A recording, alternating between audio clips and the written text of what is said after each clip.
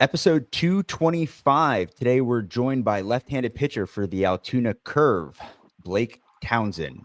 You're listening to the Bucko Banter podcast, brought to you by the Just Baseball Media Network. Cue the music. Rockin' 101, she compliment my taste. Whiskey in my lemonade, cause I like the way it tastes. Best seats at the Pirates game, they let me run the base. Yeah, my time is like my money, cause I can't afford to waste. Wifey is a lawyer, take my date to my dates. Order steak by the plate, sending case after case. Run my race at my pace, clear the grass of the snake. Welcome back to our first episode of Down on the Farm in the offseason. We are joined by Blake Townsend. He made it all the way throughout the system this year, all the way up to Indy, and pitched for the Altoon Curve in the playoffs. Blake, welcome to the pod, man. Hey, guys. How you doing? Not too bad, man. The season's over, so we're just getting our offseason kicked off, as I'm sure you are as well. What does that look like for you going into the offseason this year? Any new plans for a different regimen, or is it kind of the same thing that you do every year? And, walk us through what that looks like. Yeah, it's this year's going to be a little different from my last off season. I was a free agent all year last year, so last off season. So I was playing winter ball in Australia, and this year I've got a few more innings under my belt. So I think I'm going to give the body a bit more time to relax, and we're going to be looking to prep for WBC next year, and hopefully a good spring training somewhere. So going to let the body relax a little more, and then get stuck back into it. Like we're going to step back a little bit. What growing up in Australia, what first sparked your passion in baseball? When did you know that you could pursue a career in it?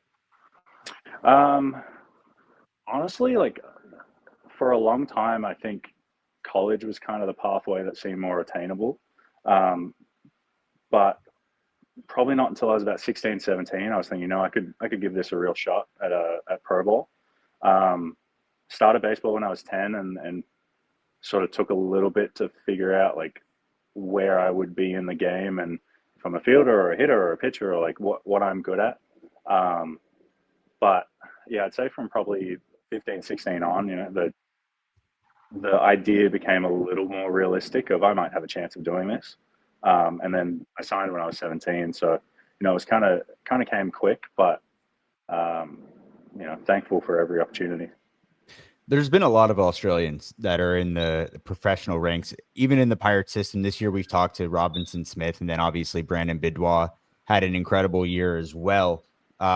Those guys have kind of talked about their upbringing in Australia when it came to playing ball, and maybe the difference from going from there to over to the States. What was that like playing baseball in Australia, then coming over to the U.S.? Yeah, I'd say the game's just a lot faster, and even just when it comes to playing catch 6 days a week instead of, play catch once or twice throughout the week and throw on a Sunday. I know my body definitely was taxed at the beginning, and it's something to get used to. But, a couple of years down the line now, I'm grateful for a couple healthy seasons under my belt now. And that was something that I kind of struggled with early, and a lot of young Aussie kids do. But, I think just getting used to the workload is one of the bigger things. We just don't quite have the same amount of baseball as they do here. Absolutely. You've pitched for two organizations that are known for developing pitchers. Let's start with the Seattle Mariners real quick. You signed with them in 2018, I believe. What was that like, and what were some of the lessons learned throughout your first stint in pro ball? Yeah. Again, early, just staying healthy, and the greatest ability being availability is huge. And I struggled a little bit with that early, but I think, the Mariners really helped me learn what I can do to stay on the field. And then later on progressing into pitch development and physical development. And, I was pretty young and I guess raw when I came in. So there was a lot of room to develop there. But the Mariners were great with pitch types and creating the movement to apply to, breaking balls and fastballs. And so pretty grateful for all the development there. And then I think, just sort of being able to work on pitches and trying to make things as disgusting as possible, basically. It's kind of the aim of the game there. And I'm super grateful for that opportunity. What is the arsenal like now? What's in the repertoire, and has that changed since coming over to the Pirates organization? Have they worked on different pitch shape, or anything like that, like analytics? Kind of dive into that. What does that look like right now? Yeah, I when I first signed, I was, over the top lefty, four seam curveball. Um, as it progressed, I kind of jumped onto the sweeper wave and started throwing a bigger sweeper. And when I finished with the Mariners, I was a two seam sweeper, four seam changeup. This year, the Pirates kind of gave me a bit more freedom, and they were sort of saying, hey, if you want to try and throw a curveball to righties a little more, or if you want to work on throwing a cutter to get into a righty, like I'm end of the year throwing 6 pitches, and every pitch had a use, which was really cool. Um, I know with the Mariners, it was kind of like, I'm not a velo guy. Like I'm not going to be throwing 95, and I think even if I was, I would have been throwing a lot of sweepers with them. Whereas with the Pirates this year, it was more so like every pitch has a use, and maybe you're only going to throw one or two cutters a game, but if you just show that one cutter into a righty, it's going to be in the back of the rest of the lineup's heads for a little bit. So I thought that was pretty cool. Getting the opportunity to work on more pitches and have a little more fun, because that's fun to me. Like I'm keeping guys off balance in different ways that I don't normally, and like it's pretty cool. Was that something that they sat down with you and reviewed film with, or was that just kind of a general discussion going into the season? A little bit of both. I'd say incorporating the curveball a little more was more their idea of, all right, how can we get more swing and miss to a righty, and getting a depthier breaking ball to mix in would help. Say I added a cutter probably the middle of the year, and that was kind of my idea of, hey, I think I could do this. Like I think I could make the ball go that way. Like, can I try it? And they were really awesome with letting me have that space to figure it out and start to work on it more, throw it a little more in games as it got a little more refined. Um, but yeah, there's just so much freedom with, like, obviously there has to be a purpose. You can't just go out there and start throwing knuckleballs. But like, if this thing might help me get a righty out, why would I not try it? Absolutely. Being open to everything is definitely key, especially at that level. How about analytics? More on that. How much are you using scouting reports, advanced metrics, stuff like that before a game, or how much are you balancing just feel and analytics together? I'd say I dove in a little more this year. I got the opportunity to make a few starts towards the back half of the year, and I'd say, like, facing lineups multiple times, especially if you're facing, like, there are a few teams I got the 2 weeks, so I'm going Saturday, Sunday starts, and you're facing the same lineup maybe 4 or 5 times throughout a week, like, kind of gets a little more difficult. So I think having something to lean on of, okay, if I get in trouble, like, this guy's going to struggle here, or knowing that I can throw to my strengths and not have to worry about that. Like, a little brief skim of a scouting report, I think, goes a long way. It was a little different relieving, because relieving that maybe I'll face the same guy twice in a week, but probably not.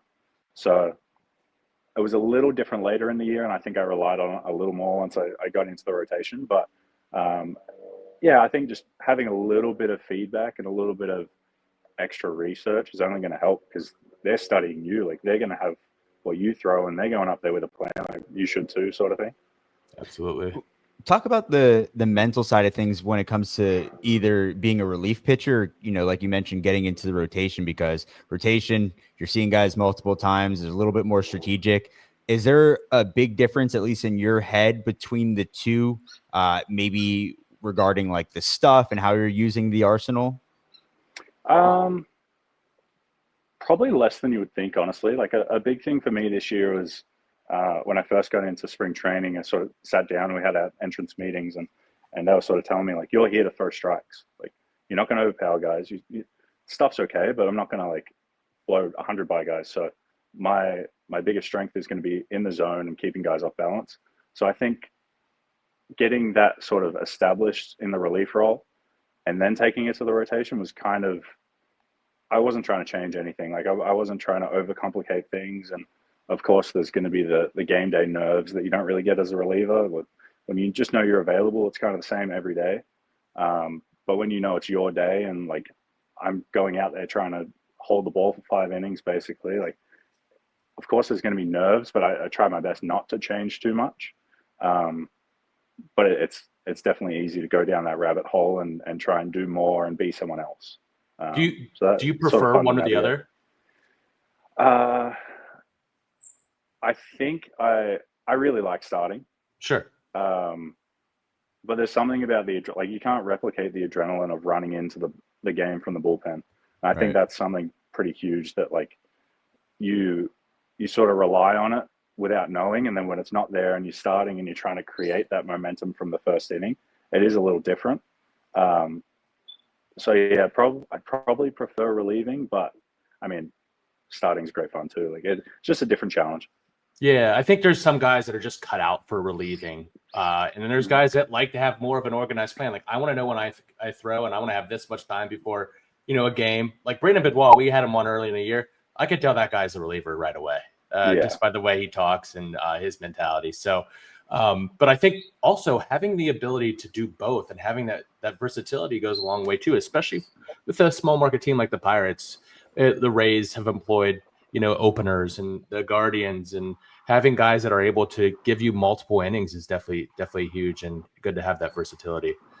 Yeah, no, I definitely think it's cool. Like just being able to do whatever, and the game's the same, and hitting's really hard no matter what part of the game you come in. So like, might as well have some fun, and whether it's the first or the ninth, or you're going out there to get 5 innings, or you're going out there to get 2 hitters, or like, it's still fun. No matter what, it's still fun.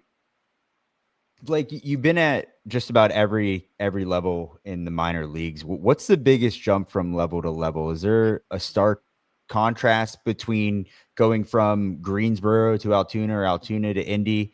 Talk through that and maybe some adjustments that you had to make, if any. I will say going from Altoona to Indy for that brief stint, like just the baseball, throwing a different baseball is so interesting. That's right. And like you're using big league balls in AAA and the minor league balls in AA, and it's something that's sort of like, it's so finite and it shouldn't be such a big deal, but it kind of is. Like the ball moves differently, and if you don't really know where the ball is going, that's a big problem to have. Yeah. But hitting wise, I'd say like the guys just have better plans, and they're going up there like looking for a pitch, and if they see that pitch, they're not missing it for the most part.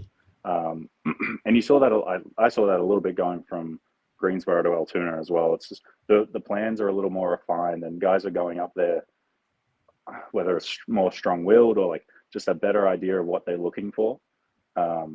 It's like if you make your pitch, you're still fine. You're not going to get in trouble if you just keep making good pitches. But the mistakes definitely get punished a little harder. Blake, for Pirates fans that might not know much about you, what kind of player, what kind of pitcher are they getting with you? Yeah, I mean, I say I like the adrenaline of relieving, but I'm very low energy. Like I'm going out there and I'm just going to fill up the zone and keep guys off balance. And whether it's throwing a lot of sweepers or trying to place a fastball in a good spot, and I'm going out there trying to get outs as fast as I can. And sometimes you get your punchies and sometimes you don't, but like I'm just out there trying to be efficient and get ahead of guys and stay ahead of guys. It's never going to be too flashy, and it takes a lot to get a bit of emotion out of me. Like the moment has to be pretty big. But I think when it does come out, it's normally a pretty good time, and I kind of like those moments too. It's a bit of fun, keeps it interesting. Blake, last question. It's something we ask every player in the system. I'm going to challenge you here a little bit because we've been getting the same answer over and over and over again, and probably rightfully so. We always ask, who's one guy that you've played with this year that you've seen in the organization that just has that wow factor that you look at and you just recognize right away they're a professional player outside of Connor Griffin? Outside of Connor Griffin, Can you give me a name that really sticks out to you? Yeah, he's definitely the easy answer. Yeah. That kid's just different. Yeah. Let me have a little think. I don't know. I will say one thing that I noticed, talk about the difference from high A to double A and up. It seems like the higher you go, guys are just so sure of their plans, and they get in, they do the work. There's no one chasing them around to like, hey, you've got to go get your lift, or you haven't done this, you need to do that. Like guys know what they're doing, and they execute those plans, because if they don't, like that's their careers. And I think guys have a better understanding of that at that level. yeah, I don't know. Everybody I played with, I was really impressed with just the way they go about their work and the way that business is handled. And I don't know. I think the org as a whole have done a really good job from what I've seen. Like coming in from the outside, everybody seems like they know their stuff pretty good. I know Good that's answer. a cop out answer. Yeah, I'm no, not it's a giving you good an answer. answer. It's a good I like answer. it. I like it's a good it. answer.